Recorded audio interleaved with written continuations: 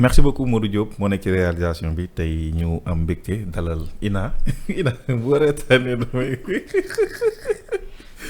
voilà loolu ci kiiwam la bokk ci sa mandarga la bokk maanaam reetaan waaw ci carte d'identité la bokk ñun sax xaw nañ ci sàcc tuuti mais mbégte la ñu am Ina di la dalal ci Seneweb bàyyi la nga nuyu ñuy seetaan. maa ngi lay nuyu Bara. di nuyu ñu ñuy seetaan. di la remercier aussi ci invitation bi. ñun ñoo lay remercier jóge ba Inde ñëw fii defal ñu émission. je te jure voilà merci beaucoup. du Inde Pakistan. Pakistan la wax nga dëgg. Ina mbégte la ñu am di la dalal. di fàttali ne photographe nga maa ngi lay tooñ tuuti naa la da nga bëri casquette. waaw même tey su fekkee bopp neen ngay ni da nga bëri casquette macha allah et ça nous rassure aussi. ci wàllum formation yu bare bari yi nga xam jot nga ko def nañ ci waxtaan ci activisme aussi activisme féminin c'est comme ça noonu ngeen koy waxee nañ wax ci wàllum jigéen ak liggéey bi surtout avec la culture li nga ci def bëri na am na solo mais su ma doon ñëwaat tuuti say premiers jours ci hip hop Sénégal c'était comment ñëwoon nga amoon nga tiitaange tourné gis ay bopp góor kase nga nekkoon seul jigéen ñu entouré la amoon nga tiitaange aussi la famille naka lañ doon réagir par rapport à ça. Peut-être réaction famille bi. Mais tiitaange non. Parce que amoon naa habitude bi en réalité. En fait ñëw ci hip hop bi c'est-à-dire ñëw Africulture urbaine mais avant très jeune. doon naa fréquenter un peu le milieu hip hop muy danse wala xam nga ci lycée yeeg collège yi. dama bokkoon ci ñuy organiser mooy foyer bi. nga xam dañuy organiser ay concert ay battalu danse affaire yooyu. donc milieu boobu tàmmoon naa ko déjà ak sport bi aussi. c'est vrai que moo ëpp ay jigéen mais quand même il y a beaucoup d'hommes. donc bu ma ñëwee ci hip hop bi en tant que pour di ci liggéey. environnement bi changé wul trop par rapport ak sama environnement avant. maanaam loo nekkoon la da nga gën a dugg quoi. c'est ça dama ci gën a enfoncé wu. Sinon réaction famille bi par contre c'était autre chose changé na parce que comprendre ñu woon le fait que genre jóge université di dem université et puis di ñëw Africulture urbaine on sait pas trop lan la ñuy def lan mooy culture urbaine. genre da ngay ànd ak ay xale yu góor kenn xamul looy liggéey autant sama yaay pendant 2 ou 3 ans ku ñëw foofu laaj ko ndey faat lu muy liggéey danaan ko xaw ma ko day naajee xëy. guddee tëdd am fi benn njëriñ loolu daal laa ko xamal tu vois c'est bizarre mais au fil du temps je pense que à un moment donné loolu problème la mais si tu es intelligent tu as fait un challenge pour que un jour ñu comprendre challenge bi loolu la woon yow challenge man loolu challenge la woon ci man won leen carrément ci li nga doy caaxaan waaw te jour dina ñëw c'est ça jour dina ñëw ñoom ñu comprendre jour léegi man genre su ma wootewul sax sama papa su ma gëjee dégg suñu déggante danaa ma dangaa voyagé woon ma ne ko non papa maa ngi fi man musuma voyagé te yëgoo ko donc du coup en fait ils comprennent tellement que sa activité su taxawee sax dañuy inquiet alors que avant c'était pas le cas avant bu taxaw dañuy kontaan parce que dañ naan ñu koy gis waaw au moins mi ngi fi au moins bàyyi na affaire boobu noonu. affaire boobu noonu tey jii lan la changé ci sa àdduna tey jii nii boo ci nekkul woon. fan nga imaginer sa bopp. man de bu ma si nekkul woon je pense que je serais benn comptable laay nekk ci bureau. waaw parce que Sciences Éco laa def université donc j'étais censée être je sais pas comptable ou statisticienne ou quelque chose comme ça. mais regretté wu ma de. parce que man li ma gën a impressionné en fait li gën a tax man Africulture ba ma fay dem nekkul woon pour dem toog fa dama doon dem visiter rek parce que DJZ laa xamoon. DJZ master. waa Z master laa xamoon ci terrain basket bi ñoo bokkoon club bu ñu doon basketter. et puis je lui disais dinaa ñëw foofu ma visiter dama demoon juste pour visiter mais bu ma demee ma fekk fa ay nit yoo xamante ne genre amuñu bac+2 wala bac+3. mais seen quotidien mooy bind projet réfléchir bind projet créer formation pour ay jeunes yoo xamante ne mënuñu fay formation boobu wala formation boobu existé wul Sénégal. Donc je me suis dit, mais en réalité, lan mooy réussite. Je me suis posé cette question. Et j'ai genre je me sentais petite par rapport à ces gens-là. Parce que ñun dañuy jàngal il faut nga nekk ci bureau nga am ay diplôme nga yor saak di xëy di wàcc loolu mooy réussite. lan mooy réussite du jigéen. moi je parle de la réussite en général bu jigéen ak bu góor ñoo yem ci man sama entendement. pourquoi on doit dire réussite du jigéen. en général dañ naan jigéen bi yàlla nga màgg ba am jëkkër dem sëy góor ñu ne la yàlla nga màgg ba am xaalis bu bëri takk jabar. waaw jigéen en général dañ naan yàlla nga màgg. waaw ba ñu lay làngal fii ñoo fekkee. waaw anañu tey. voilà foofu laa bëgg a wax ak yow. léegi anañu tey. là yaa ngi dugg ci domaine. pour moi c'est pas intelligent.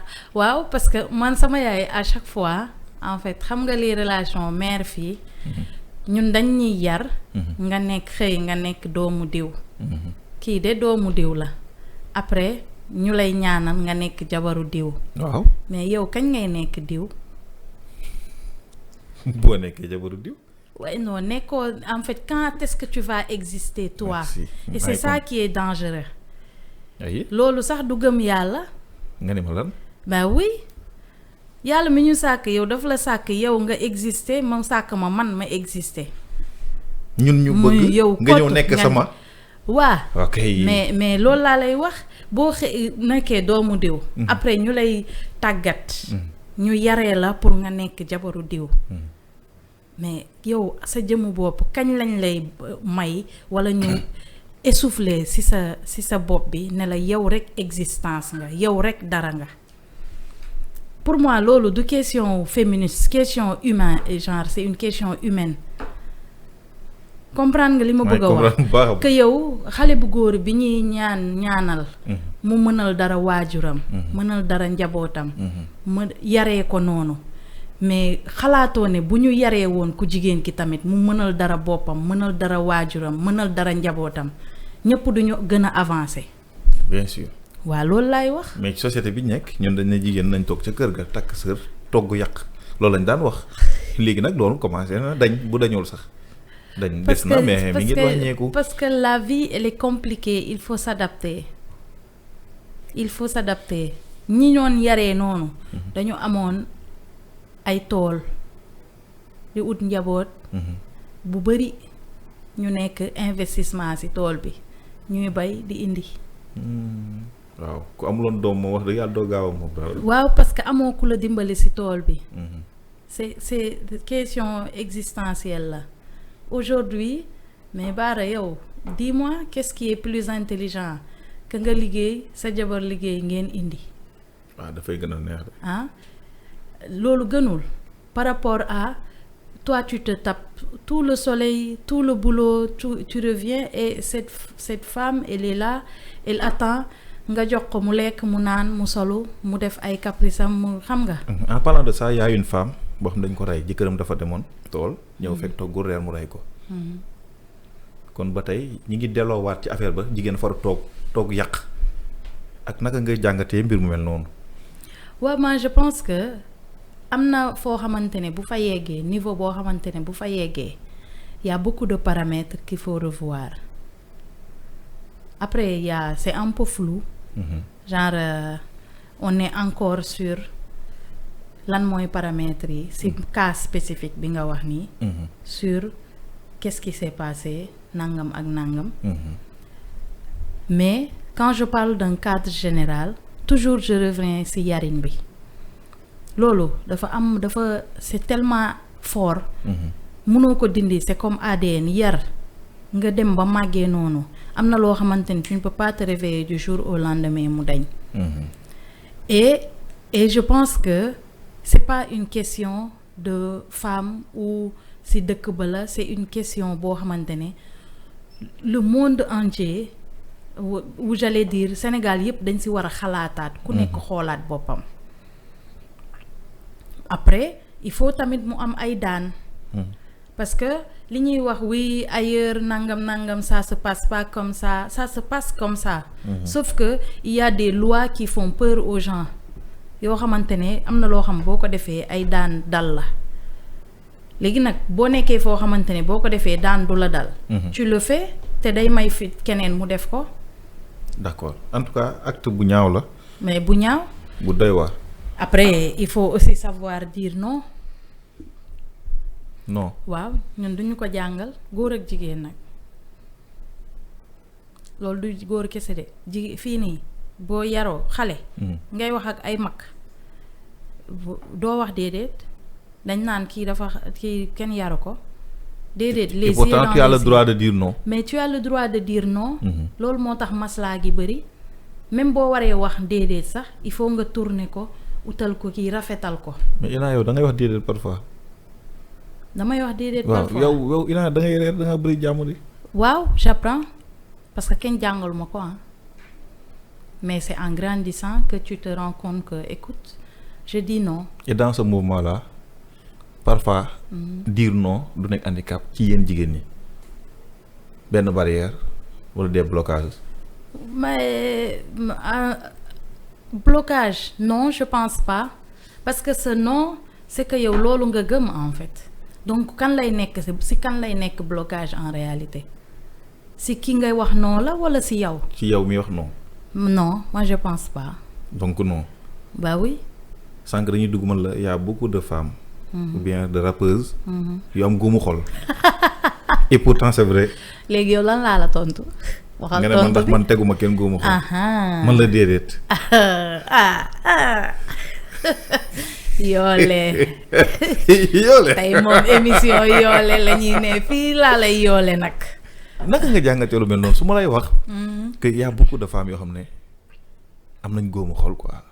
malgré que ñu ngi fii ñu ngi góorgóor di wax am the queen kii na maay las bi kii na maay princesse bi mais boo xoolee ba ci biir ñoom ñëpp am na lu ñu leen metti ci biir cercle bi ñu nekk te ñi leen ko teg mooy ñun ñi nga xam ñoo ci nekk ñun góor bopp. pour te faciliter la réponse. oui mais am the king existé wul. king yi bëri nañ fi de. mais king yi gis nañ fi gars yi di clashante ndax jigéen yaa. da ngay dof la. gisuma boobu de. donc faut pas pour moi. genre les questions sont partagées.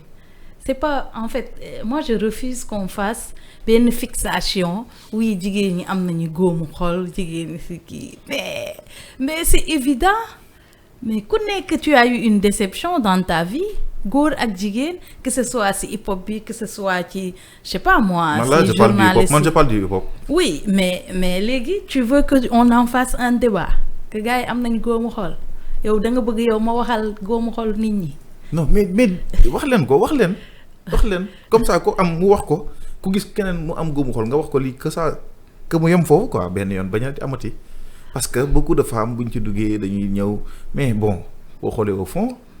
bu ñu duggee lan ci hip hop bi. waaw. bah oui. elle souffre. mais léegi. si tu dis non tu souffres si tu dis pas non tu souffres. moi je préfère dire non et souffrir. Très bien. Parce qu'en réalité si tu dis non pour moi mon non c'est mon non parce que man loolu laa gëm instant boobu. À l'instant T man damay wax ak nit nga wax ma ne la jamono fii ma toll nii. lii ngay wax nii lii moo ci sama tontu. Fermement. Bah oui parce que c'est comme ça que tu es quitte avec ta conscience gis nga suba lu ci xew kenn forcé wu la ko tu vas di nga conséquences yi di nga ko assumer parce que c'était ta décision bon waxuma juste en relationnel même dans le travail même n'importe quoi quand tu sens que il faut dire non tu dis non et ça c'est il faut savoir s'écouter déglu sa bopp.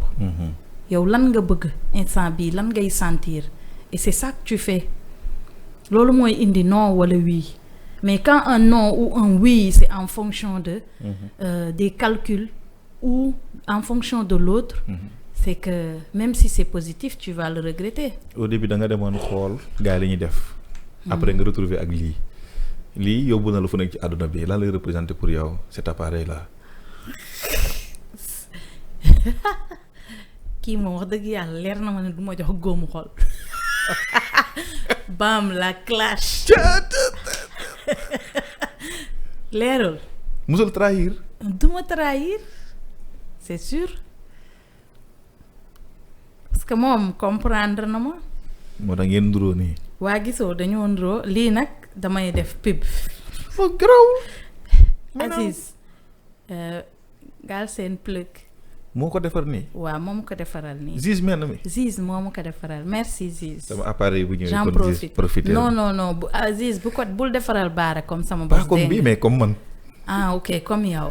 jeex na waaw nay leer. ma ñëw ci métier bi.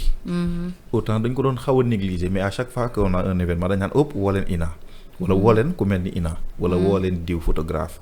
est-ce que tamit woo boobu ñu leen di woo. yéen a ngi ciy génne ngeen ci war a génne su fekkee am ngeen reproche bu ngeen bëgg a defal aux organisateurs aux artistes nangam lan lay doon ak métier bi photographe. man plutôt aux artistes. waaw pas reproche hein. allez-y. je suis très reconnaissante par rapport aux artistes parce que 2012 2013 2014 2015. samay photo su ma koy xoolaat tey dama naan artistes yi ñoo ñeme yàlla. naan rafet ñu ne lii rafet na.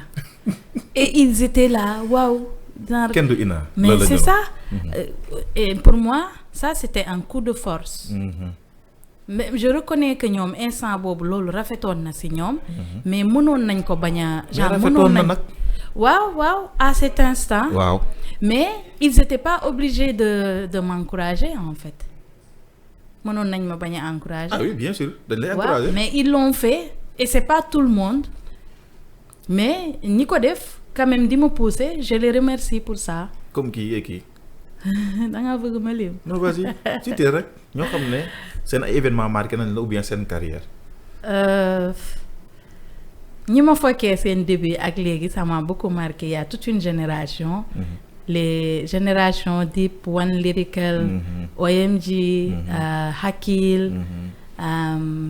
Les Ivy Crazy. oh Ivy.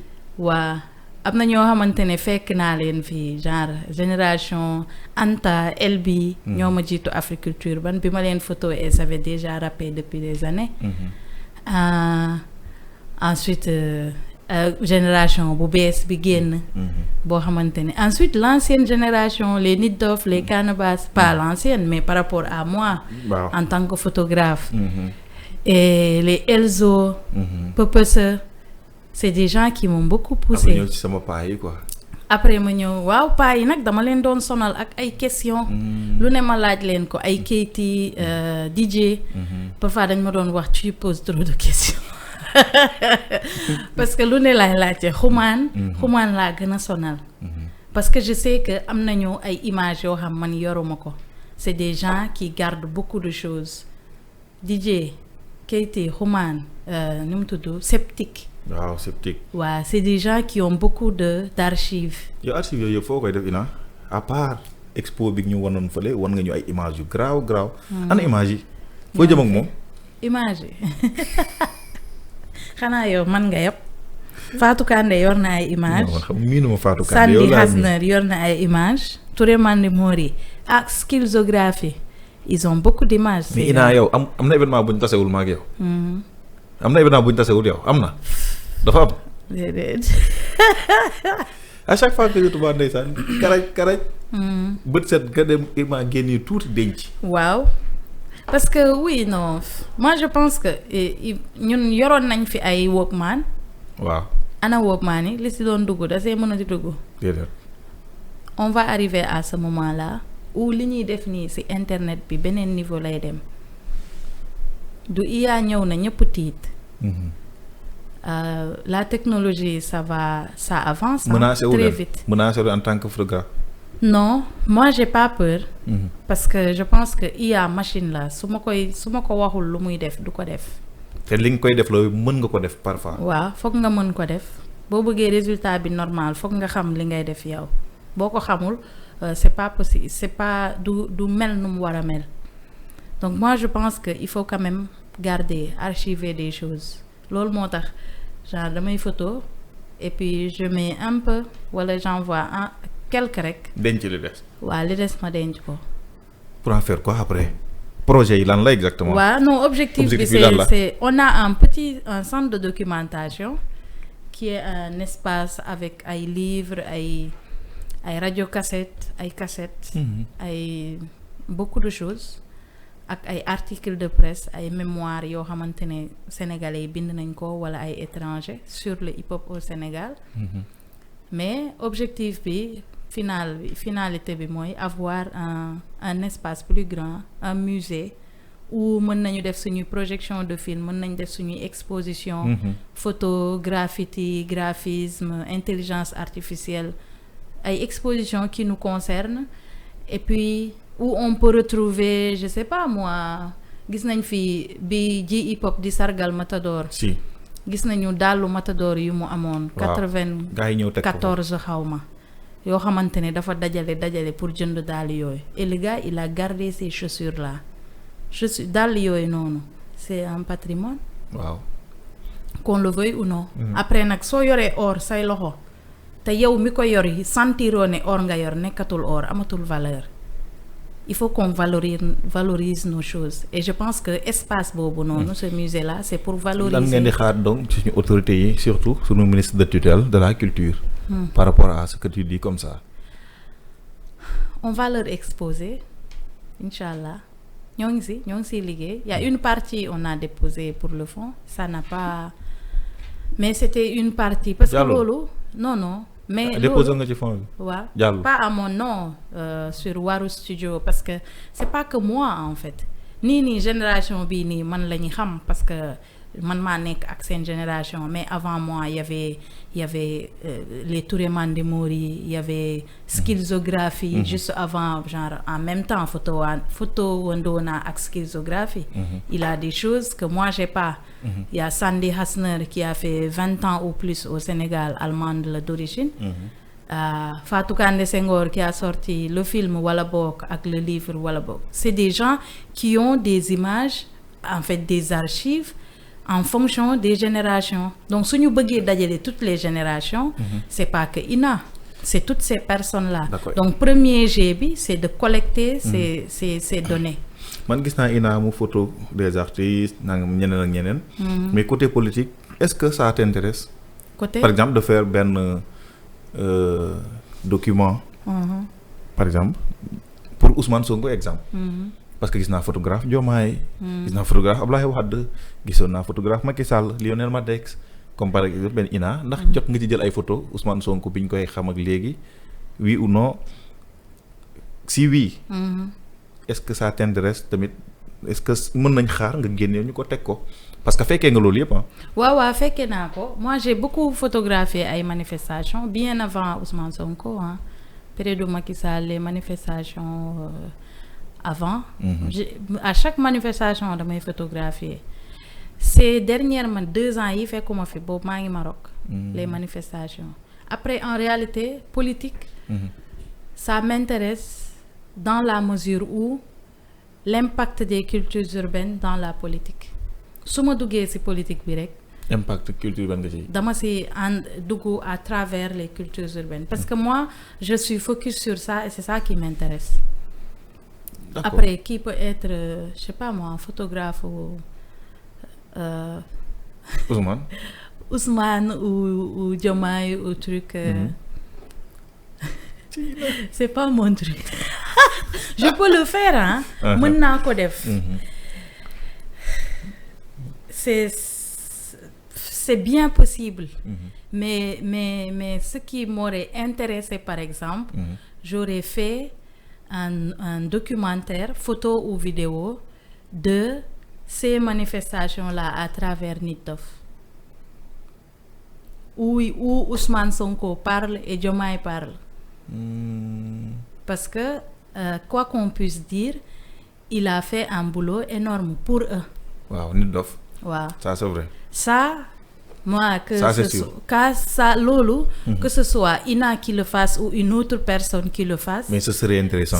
Si on ne le fait pas, on perd une partie de l'histoire de ce régime et de ce mouvement. Ce régime est lié directement au mouvement. On a eu en fait des rappeurs bu ñu delloo histoire. Pakoti était pro Ablaye Wade. Red Black était pro Ablaye Wade. Macky Sall. Tu vois, et l'histoire est en train de se répéter en amna benen forme. Et ce débat-là, on l'a eu avec Nit Dof, où on en parle. Parce que ñee ni ñu impliqué woon là c'est une implication à un autre niveau. Pour moi le hip-hop profiterait à le devoir de parler de ça. Loolu mooy mémoire loolu mooy tax dans 15-20 ans on ne sait pas ce qui va peut-être c'est un je sais pas 30 ans c'est un rappeur qui va être président. mun na nekk. waaw wala léegi nag président. nekkam président boobu noonu c'est pas tombé du ciel parce que dafa am processus bu am ba mu yegg si foofu loolu mooy mémoire et c'est ça on doit le faire. excellent Ina. temps bi jeex na wër na yàlla. foofu waxtaan bu toj neex. temps bi jeex en tout cas ça a été un plaisir balaa ngay tàggatoo. c'est partagé ñi nga xam ne bëgg nañ sàkku xam-xam ci yow yàgg naa jàpp nit indi ne la jàngal ko photo. waaw ñooñu nan lañ mën a def pour bénéficier ci sa ay compétences ci sa ay xam-xam yi nga xam ne. da nga koy jox xale yi parfois gratuitement ak yooyu noonu. kañ la ñuy gis école boo xam da nga koy teg nag boo xam ne yow dina la am indil lu bëree bëri. bu fekkee sax amul nga ma koy nëbb. kañ la exactement. non loolu en fait liggéeyu xam nga école aussi. il faut un truc boo xamante ne di nga ko am. pour toi. en fait kii bu la fees. nga joxe ko. joxe bi ça dépend moi j'ai fait beaucoup de formation si genre initiation. à la photo. et après mais le suivi bi man loolu tey loolu moo ma gën a intéressé pas juste initié mais jàngal réellement parce que photographie mu nekk artistique wala documentation comme ni may def nii am na bagage boo xamante ni il faut nga am ko te du njàngum une semaine wala un mois mooy tax nga mën ko def loolu nag moo ma gën a intéressé et ça prend du temps mais n'empêche que maa ngi def toujours formation yi maa ngi jàngale ISEP bu Thiès. macha allah. waaw maa ngi lay jaajëf bu baax a baax Ina. merci boo fi mënee bàyyi say pas numéro. waaw kay mais sur les réseaux nag lañ mën retrouver Ina pour mën a am plus d'informations. waaw fa la ñuy def sur les Twitter Facebook Instagram. Ina Makosi. Ina Makosi. waaw. Makosi yëpp Ina Makosi la. merci beaucoup vraiment maa ngi lay ñaanal yàlla sàmm lu baax. sonal naa la nag dama la sonal Ina événement bu fekk déconcentré ko mais loolu te jàmm la rek. waaw yàlla taxawuloo baax a baax. amiin et Sénégal ñu gaaw profité ci Ina parce que am na lu bëree bëri lu mu toogaale ne pat rek moom. yàlla baax na. jërëjëf mu bàyyi nga tàggatoo. waaw maa ngi lay remercier. et coucou à Wasu Tunkara. waaw coucou Wasu. mais merci merci à ñi ñuy seetaan. ak régie bi. Modou Diop. waaw Modou Diop merci beaucoup Bara maa ngi lay remercier. jërëjëf xam naa yàggatul. taf rek ñu gisantewaat. incha allah rabi incha allah merci beaucoup Ina merci beaucoup Modou Diop merci aux internautes yi ñu doon seetaan ci Seneweb TV ngeen bàyyi ko xel lii mooy métier ma appareil bi ñu doog moom ni macha allah à bientôt. jaajëf.